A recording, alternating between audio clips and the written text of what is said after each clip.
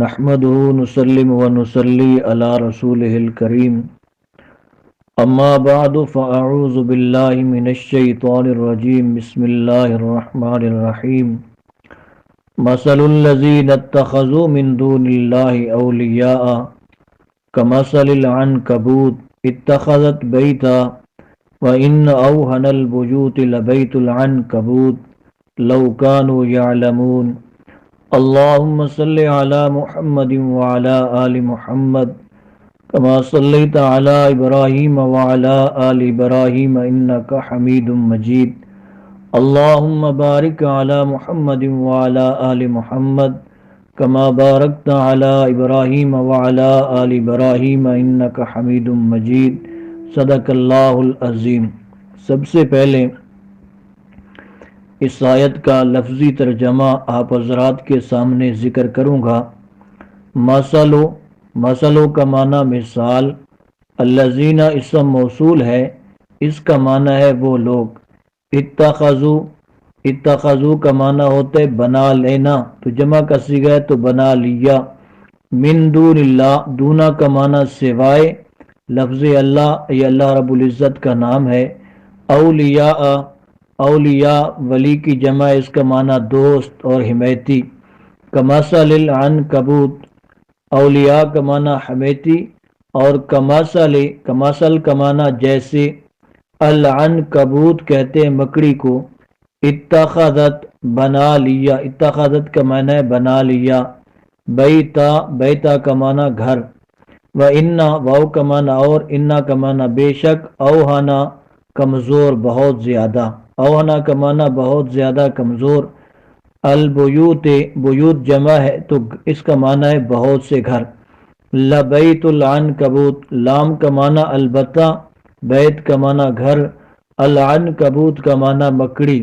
لو کا معنی اگر، کانو کا معنی تھے وہ، یعلمون علم سے ہے، اس کا معنی جانتے۔ اب اس آیت کا ترجمہ کرتے ہیں۔ مثل الذین اتخذوا من دون اللہ، مثال ان لوگوں کی جنہوں نے پکڑے اللہ کو چھوڑ کر اولیاء اور حمیتی۔ کمثل العنکبوت، جیسے مکڑی کی مثال ہے۔ اتخذت بیتا، بنا لیا اس نے ایک گھر۔ وَإِنَّ أَوْهَنَ الْبُيُوتِ، اور سب گھروں میں کمزور ہے، لبیت العنکبوت، مکڑی کا گھر۔ لو کانوا یعلمون، اگر ان کو سمجھ ہوتی، اگر وہ جانتے ہوتے۔ اب یہاں پر یہ سورت کا مرکزی دعویٰ ہے، اور اس سورت کا مرکزی دعویٰ یہی تھا کہ جب سب کچھ کرنے والا اللہ، سب کچھ جاننے والا اللہ تعالی ہے، تو مصائب اور مشکلات میں حمیتی اور کارساز بھی اللہ تعالیٰ کو بنانا چاہیے۔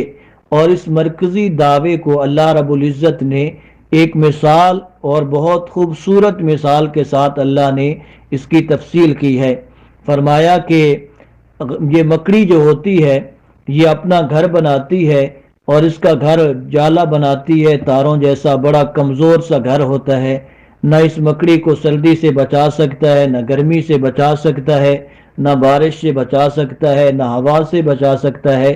بے عینی یہی حال غیر اللہ کی پناہ کا ہے، اور معبودان باطلہ کے سہاروں کا ہے۔ وہ بھی اس قدر کمزور ہیں کہ کسی مصیبت اور مشکل میں کام نہیں آ سکتے، کسی مصیبت اور مشکل میں کام نہیں آ سکتے۔ جیسے مکڑی کا جالا جو ہے اس کے کام نہیں آ سکتا، ایسے ہی جن معبودان باطلہ کو سہارا بنایا جاتا ہے وہ بھی اسی طریقے سے کیا ہے، کمزور ہیں، کسی مصیبت میں مشکل میں وہ بھی ان کے کام نہیں آ سکتے۔ اب ایک یہاں پر مسئلہ بھی ہے، اور مسئلہ یہ ہے، یہ جو مکڑی ہوتی ہے کمرے کے اندر اپنا گھر بناتی ہے، تو اس کو مکڑی کو بندہ مار سکتا ہے یا نہیں مار سکتا، تو اس کے بارے میں اختلاف ہے فقہا کا، لیکن اصل مسئلہ یہی ہے کہ اس کو مارنا کیا ہے، جائز ہے، اس کو مارا جا سکتا ہے۔ اب یہاں پر اس آیت کے تحت علامہ ابن کثیر رحمہ اللہ نے بڑی خوبصورت بات ذکر کی ہے، وہ آپ حضرات کے سامنے تھوڑی سی ذکر کروں گا۔ علامہ ابن کثیر فرماتے ہیں، ھذا مثل ضربہ اللہ تعالی للمشرکین فی اتخاذہم آلہہ من دون اللہ، یرجون نصرہم ورزقہم ویتمسکون بہم فی الشدائد فہم فی ذالک کبیت العنکبوت فی ضعف وبہن۔ علامہ ابن کثیر فرماتے ہیں اللہ تعالیٰ نے اس مثال کے اندر مشرکین کی حالت کو ذکر کیا کہ وہ اللہ کو چھوڑ کر، مشکل کشا، حاجت روا، غیب دان خدا کو چھوڑ کر امید رکھتے ہیں ان سے، یعنی غیر اللہ سے۔ فرمایا وہ امید کس چیز کی ہوتی ہے؟ یرجون نصرہم، ہماری مدد کریں گے، ورزقہم، یہ ہمیں رزق دیں گے، ویتمسکون بہم فی الشدائد، یہ تکلیفوں سے ہمیں نکالیں گے۔ فرمایا فہم فی ذالک کبیت العنکبوت فی ضعف وبہنہ، یہ اس طرح کی امیدیں رکھنا یہ اس عنکبوت کے جالے کی طرح ہے، جیسے جالا کمزور ہوتا ہے، اس مکڑی کے کوئی کام نہیں آ سکتا، ایسے یہ سہارے بھی کیا ہوتے ہیں؟ کمزور ہوتے ہیں۔ اور علامہ ابن کثیر نے آگے بہت خوبصورت بات ذکر کی ہے، فرمایا ھذا بخلاف المسلم المومن قلبہ للہ، یہ بخلاف مسلم مومن کے ہے کہ مسلمان کے دل میں کیا ہوتا ہے؟ اللہ۔ وہ ہر مصیبت میں، ہر مشکل میں متمسکم بالعروۃ الوثقی لا انفصام لها لقوتها وثباتها، اس کا دل ایک اللہ کی طرف کیا ہوتا ہے؟ جھکا ہوتا ہے۔ تو یہ آیت نمبر 41 کا آپ حضرات کے سامنے خلاصہ ذکر کیا۔ اب 42 آیت کا ترجمہ کرتے ہیں۔ ان اللہ، بے شک اللہ قریب، ان کا معنی بے شک، لفظ اللہ یہ اللہ کا نام ہے، یعلم کا معنی جانتا ہے، ما یہاں پر ما کا معنی ہے عام ہے، جس کو یدعونا پکارتے ہیں، من دونہ اس اللہ کریم کے علاوہ، من شیئن کوئی چیز ہو، وہو العزیز الحکیم، اور وہ اللہ کریم زبردست ہے اور حکمت والا ہے۔ یہاں پر اللہ رب العزت نے فرمایا یعنی سب کچھ جاننے والا اللہ تعالی ہے، اور جن کو مشرکین پکارتے ہیں وہ تو ان کے پکارنے والوں کے احوال سے بھی کیا ہے؟ باخبر نہیں ہے۔ پھر انہیں کیوں پکارتے ہیں؟ پھر انہیں کیا ہے؟ کیوں پکارتے ہیں؟ پکار کے لائق وہ ذات ہے جو حکیم بھی ہے، عزیز بھی ہے، اور ہر ایک کی پکاروں کو سنتا بھی ہے، جانتا بھی ہے، سب کچھ کرنے والا ہے۔ اور اللہ کا سہارا جو ہے وہ بہت بڑا کیا ہے؟ سہارا ہے۔ ہر مصیبت میں، ہر مشکل میں، ہر تنگی میں اللہ کی طرف مسلمان بندے کو کیا کرنا چاہیے؟ جھکاؤ کرنا چاہیے۔